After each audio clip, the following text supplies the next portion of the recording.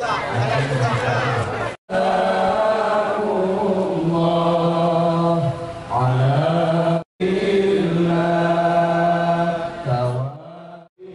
Gubernur Aceh, Muzakir Manaf atau dikenal Mualem menyatakan bahwa program membuka lapangan pekerjaan di Tanah Rencong harus terwujud, Selasa, 5 November 2024.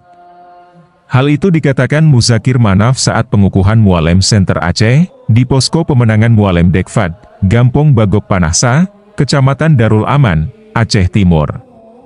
Ia berpesan di hadapan masyarakat, simpatisan, Komite Peralihan Aceh serta pengurus DPWP Aceh Timur, agar memenangkan dirinya pada pemilihan Kepala Daerah 2024, sehingga program yang dicanangkan dapat berjalan.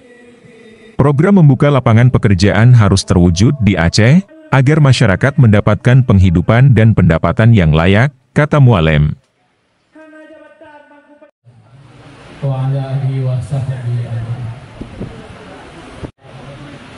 Selamat kepada Nabi Muhammad SAW dan kepada keluarga sahabat yang mulia.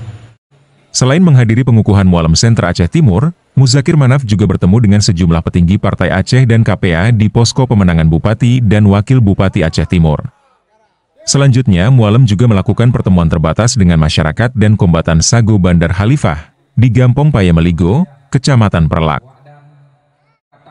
Hari ini ya kita, alhamdulillah Allah sudah mengizinkan kita sudah buat apel siaga Mualem Center Aceh Timur.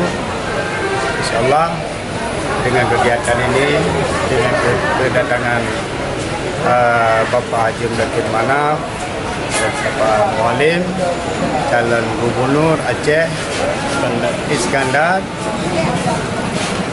atau siapa Azhan. Alhamdulillah acara dari jam 10 pagi selesai jam